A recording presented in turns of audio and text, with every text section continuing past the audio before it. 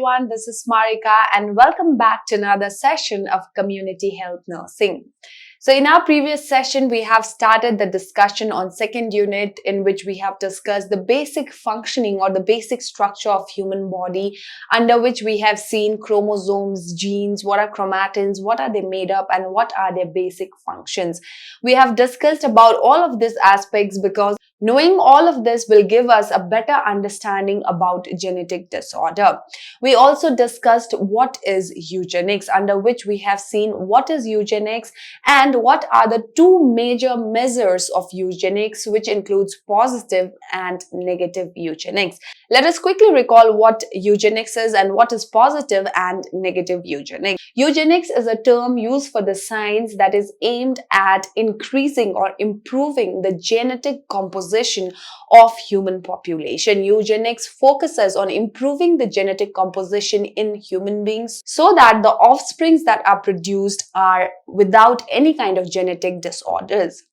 Now, under eugenics, we've seen there are two measures or two main ways through which eugenics is actually achieved in a community or in a nation. So, under positive eugenics, it encourages the people with good genetics or genetically advantageous people to reproduce in order to produce good offspring. Whereas in negative eugenics, people who are genetically disadvantaged or people who do not have good genes carry some of the risk factors of genetic disorders or hereditary disorders are discouraged, or the fertility rate in them is lowered in negative eugenics.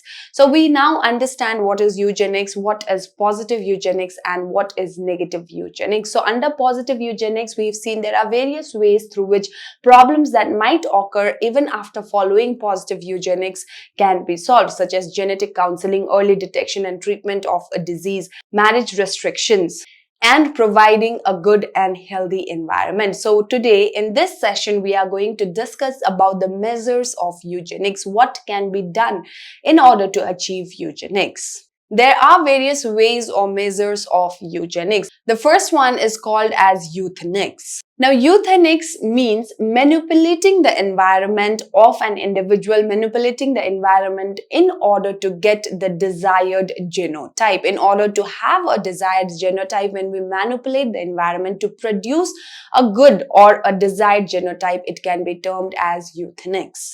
Now, euthenics is a process of manipulating the environment in order to improve the genotype or in order to produce the desired genotype. Variety of environmental factors such as smoking, not being physically active, not having a proper diet, obesity, etc. causes a lot of diseases, or these are the factors that are responsible for variety of diseases. They serve as a risk factor for many different kind of diseases. Now, diseases such as hypertension, diabetes, cancer, and heart diseases can also create some of the genetic abnormalities in the individual. Therefore, it is necessary to provide a safe and a normal environment for the people in order to increase or improve the genotype. I hope you've understood the first measure, that is euthenics. Euthenics is manipulating the environment of an individual, manipulating the environment of a community to make sure that we get the desired genotype, to improve the genotype. Why? Because environment plays a major factor in the health of an individual in acquiring diseases. So variety of environmental factors such as smoking or having obesity or not being physically active can contribute to various diseases such as diabetes mellitus, hypertension, heart diseases, and even cancer. So in such cases, this kind of diseases can contribute to certain genetic constitution of an individual. Therefore, it is necessary to provide a good and a safe environment for the individual to obtain a desired genotype. Now, as a community health nurse, as nurses, it is our responsibility to make sure people are aware about all these things. It is our responsibility to communicate, to inform the people about euthenics. The nurses can coordinate with various departments which can come together, work in collaboration to provide euthenics or to provide good environment for the people in the community. The next one we have is genetic counseling. So genetic counseling is also one of the measures through which we can achieve eugenics. So what is genetic counseling? Genetic counseling is a process that is undertaken by healthcare professionals wherein they screen the pregnant woman, they screen the baby when the baby is still inside the womb to find out any kind of genetic abnormalities, any kind of hereditary disease that is present in the baby. Now, once it is detected after the screening, the parents or the couple is informed about the disease, the risk of disease, and also the risk of having an affected child. Genetic counseling is one of the way through which eugenics can be achieved. It is one of the way to also prevent the occurrence of hereditary diseases in the community. To prevent the occurrence of diseases after the birth of the child, in genetic counseling, the parents are given counseling, the parents are taught about the genetic disorder that has been found in the baby, how it is risky, what are the various risks to the baby, to the mother, how a child is to be raised, what are the various economic as well as other burden parents might face after the birth of the baby. So all of this is done before the birth of the baby. The pregnant woman is screened and any kind of genetic disorder abnormalities in the baby is found out and it is informed to the parents. In order to make sure that we as healthcare professionals provide genetic counseling, we need to have a genetic counseling center where the proper screening of a pregnant woman can be done, and also counseling following the disorder which is diagnosed can be provided to the couple. So a community health nurse can provide information during the antenatal period to the mother about the various genetic disorder that can be found in the baby.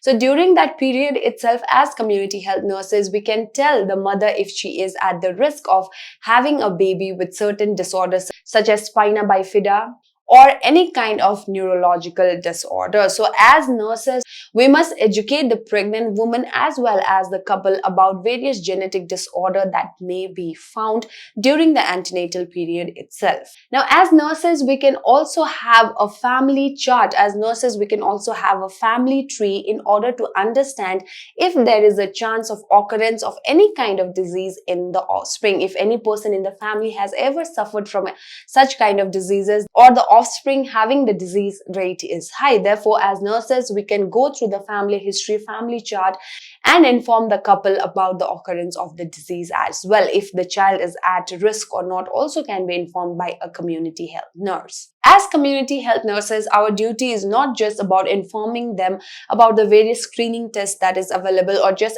assisting the couple during the test, but also telling them about the risk after having the baby and also about the cost of correction. If a child is born with certain disorder, what is the cost of correction? What problems the child may face in later life, and also about the prognosis of the disease. Now, after informing everything to the couple can then decide whether they want to continue the pregnancy or terminate the baby. So as community health nurses, we have to provide genetic counseling to the couple, to the woman who's pregnant. We have to perform a proper screening in order to find out if the child is suffering from any kind of genetic disorder, and if found the child is suffering from any kind of disorder, proper information that includes everything regarding the cost and the burden that a family might have to go after having the child must be taught, must be educated, must be imparted properly to the couple. These kind of information from a community health nurse and also about various eugenic measures such as birth control will help the nurse to achieve community health. The third measure of eugenics is marriage restriction. Now, what does marriage restriction means? Marriage restriction among those people who are genetically unwell, or marriage restriction among those people who are genetically disadvantaged, is also considered as one of the measures to improve the genetic composition in human population. Marriage among heterogeneous couple with any kind of disorder, with any kind of genetic disease may result in an affected child. Therefore, certain marriages are to be restricted, such as marriages among the individuals suffering from any kind of congenital abnormalities. So if there is a marriage that is between individuals who suffer from any kind of congenital abnormalities, sickle cell anemia, thalassemia, and mental retardation, etc., this may increase the risk of having an affected child. The next type of marriage that is to be restricted is consanguineous marriages. So marriages among the people who are related in blood must be avoided. It may result in various chromosomal abnormalities. It may result in various genetic disorders. Many number of premature death has been reported in such kind of babies. The third type of marriage that is to be restricted is late marriages. So we all have heard and we all know that late marriages will result in abnormalities in the baby. Usually, Down syndrome is found in the children or the offspring of the people who undergo late marriages. If marriages are restricted among the people that we have just discussed, consanguineous marriages, late marriages, and marriages among people who are genetically unwell, people who suffer from any kind of diseases such as mental retardation, sickle cell anemia, thalassemia. If all these marriages are restricted, then we'll have a genetically good offsprings. As a community health nurse, we must also be aware about marriages in a community, what system of marriage they follow in the community, and whether the marriages are happening between the close family members or not. So we have already discussed about consanguineous marriages, where we have seen that consanguineous marriages result in genetically unhealthy children. Therefore, as nurses, we must have an idea about the community, the marriage system that is followed in a particular community, as well as we must be aware about whether the marriage is between close family members or not. If a community health nurse is aware about the type of marriage system that is followed in a community or a society, if the nurse is aware about the marriage that is happening between family members, the nurse will also be able to understand what kind of genetic disorder it may result in community, and it will also help her to plan various services and various action to achieve health. The next measure of eugenics is birth control. Now, we all know what is birth control. In eugenics, birth control focuses on decreasing the frequency of hereditary disease. So with proper birth control, the frequency of hereditary disease found in a particular community or a society can be decreased. So when we talk about an individual has the fundamental right to live in the community, and with community approval, usually individuals get married.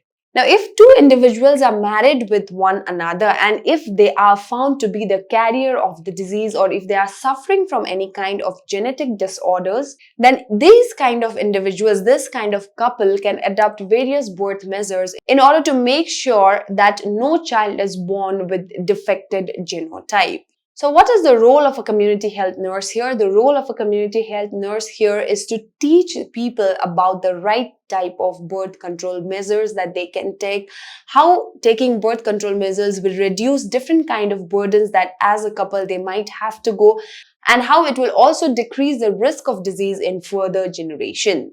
The next measure we have is early diagnosis and treatment. Now, we all know how important the diagnosis and treatment is. When we diagnose any problem at early stage, when we know the diagnosis at a very early stage, it can be treated and it can also help the person to live a healthy life. So early detection of the diseases is one of the important measures in eugenics as well. Some of the genetic disorders, when they are recognized, when they are diagnosed at the very early stage, there is a chance of correction, there is a chance of treatment. Congenital hip dysplasia. So when early diagnosis is done, we can also use measures to treat the disease at the very early stage. During 10 to 14 weeks of pregnancy, amniocentesis can be performed to find out any kind of genetic disorder in the baby. This will help us to understand if the baby is suffering from any kind of genetic disorder, any kind of congenital abnormalities.